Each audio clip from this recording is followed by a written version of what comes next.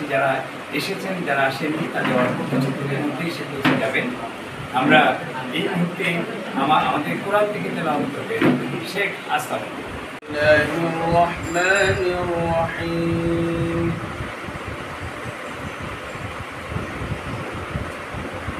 وقال نوح رب لا تذر على الآخرة كفارا رب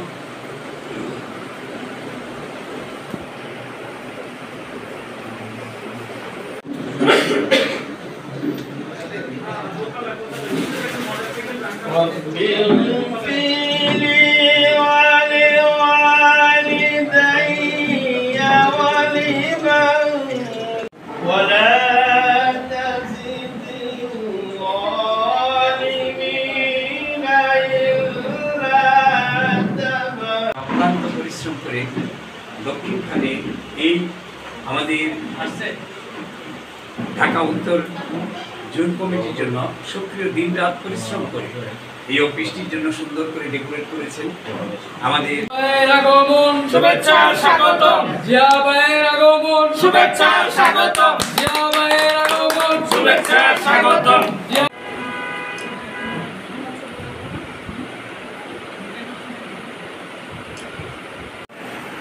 উপদেষ্টা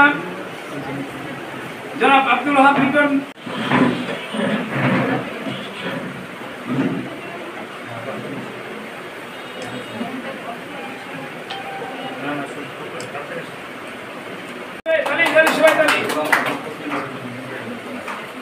হাসান জিয়া ভাই উপস্থিত আছেন, আমার বড় ভাই আব্দুল ওয়াহাব লিটন ভাই উপস্থিত আছেন, আমার ভাই এশিয়ান টিভির স্টাফ রিপোর্টার এবং আগামীর উত্তরা প্রেস ক্লাবের সম্ভাব্য সভাপতি ফরিদ আহমেদ নয়ন ভাই সহ আমার ঢাকা মহানগর উত্তর কমিটির 31 সদস্য বিশিষ্ট কমিটির কর্মকর্তাবৃন্দ, আসসালামু আলাইকুম। সভাপতি জনাব মোহাম্মদ রিপন মিয়া, আজকের এই অনুষ্ঠানের বিশেষ অতিথি হিসেবে আছেন এবং যেমন আমরা আগাচ্ছি আমাদের এই সংগঠনটা দক্ষিণখানের জন্য ঠিক সেরকম যে ঢাকা মহানগর উত্তরে এই সংগঠন আমাদের আগে দর্শন, তারপর হচ্ছে মানুষকে পর্যবেক্ষণ করে, তারপরে মানুষকে গুণ বিচার করে। এটা আমাদের ছোটবেলায় আমাদের দাদি গানটা বলতো, আগে হচ্ছে দর্শনদারি, পরে হচ্ছে গুণ বিচারি।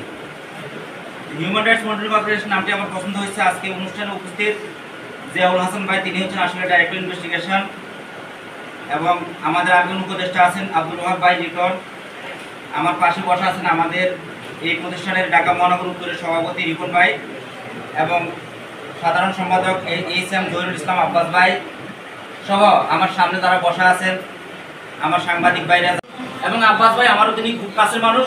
তাদেরকে বলবো, অর্গানাইজেশন একটা রুলস থাকে, নিয়ম থাকে, আপনারা ট্রেনিং কোর্স করাবেন, এখানে প্রতিদিন ডে লং কোর্স করাবেন। আমরা আসবো এবং আমরা যারা সাংবাদিক নেতা ঢাকা থেকে যারা সিনিয়র স্টাফ রিপোর্টার আছে, আরও যারা আছেন হিউম্যান রাইটসের আরও যারা আছেন, আমরা তাদেরকে নিয়ে এখানে ডে লং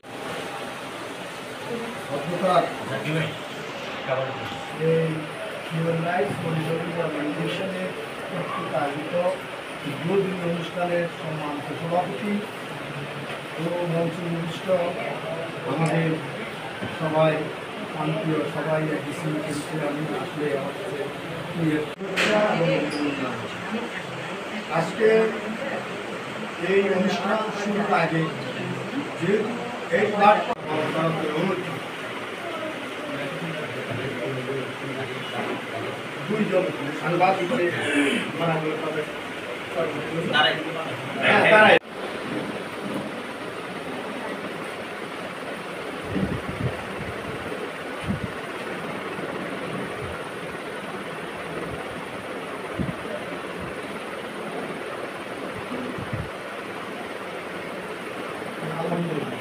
সংসার, তাদের বাচ্চারা, তাদের ফ্যামিলি পরবর্তীতে কার কাছে দাঁড়াবে?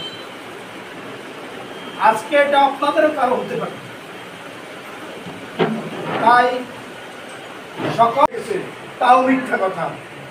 30 দিনের মাস 36 দিনে হয়ে গেছে, তাও মিথ্যা কথা। নারীর অধিকার নামক 2টা প্ল্যাটফর্মে তৈরি করা হয়েছে। কেন পুরো শ্রেণীর লোকজনের কিছুই হবে না, মধ্যবিত্ত এবং নিম্ন শ্রেণীর পরে যে সমস্ত এইগুলো হয়। আজকে নারীদেরকে বেশ্যার সার্টিফিকেট দেওয়া হয়। সাংবাদিকরা যদি শক্তিশালী রূপ ধারণ করে সবাই একটা প্ল্যাটফর্ম হতো, পড়ালেখা করতে, ভালো শিক্ষার মান উন্নয়নে ওই যে সমস্ত প্ল্যাটফর্ম আছে ওইখানে অংশীদার হতো, দেশে বিদেশে তাদের অবস্থান তৈরি করতো। আইডি কার্ডগুলো ওনার মাধ্যমে আমাদের এখানে আইডি কার্ডগুলো আসছে। আপনার ঢাকা মহানগর আসে নাকি? ঢাকা মহানগর উত্তর কমিটির আইডি কার্ডগুলো প্রিন্ট করে দিছে। আইডি কার্ডগুলো ওনার নিজের আসার থেকে। তো এই ব্যাপারে আমাদের প্রধান অতিথি আজকে সহযোগিতা করবে। আর পাশাপাশি এখানে যেহেতু উত্তর জোন কমিটির এখানে একটা ব্রাঞ্চ হয়েছে, এই ব্রাঞ্চে অনেক মামলা মোকদ্দমা অনেক কিছু আসে, অনেক কিছু এই সময়টাতে আমাদের সহযোগিতা করবে। আর পাশাপাশি এখানে আপনারা জানেন যে আমাদের এখানে ভাই ওনার পূর্ব এক্সপিরিয়েন্স আপনারা এই বিগত দিনে আপনার ওই যে রেজাল্ট আপনারা শুনেছেন যে ওনার যে প্রিভিয়াস যে আপনার অভিজ্ঞতাগুলো ছিল সেই অভিজ্ঞতা আমাদের নাই। তবে সেই অভিজ্ঞতাগুলো খোলামেলা কিছু কথা বলি, আমার মনে হয় কিছু বলা উচিত আপনাদের। প্রথমত হচ্ছে আমি হচ্ছি ডাইরেক্টর ইনভেস্টিগেশন অ্যান্ড অর্গানাইজেশন।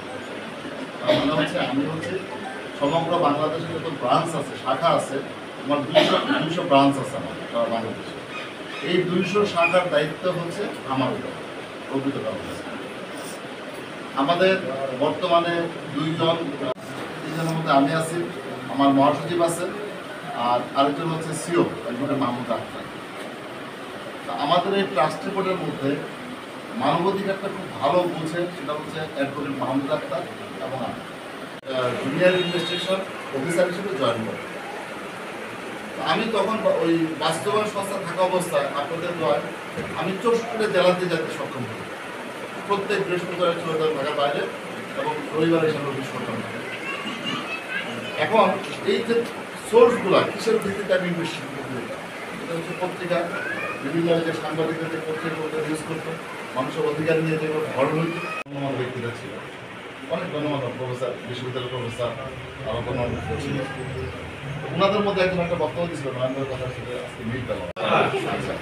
তাহলে আজকে আমি আমার বক্তব্য এখানে শেষ করতেছি। ইনশাআল্লাহ নেক্সট আমি যেটা করবো হিউম্যান রাইটস মনিটরিং অর্গানাইজেশন, আল্লাহ এই সংগঠনকে আল্লাহ তুমি কবুল মঞ্জুর করিয়া নাও, মানবতার পক্ষে দাঁড়ানোর তৌফিক দিয়ে দাও রব্বুল আলামিন। এই সংগঠনের যে কর্মকর্তা কর্মচারী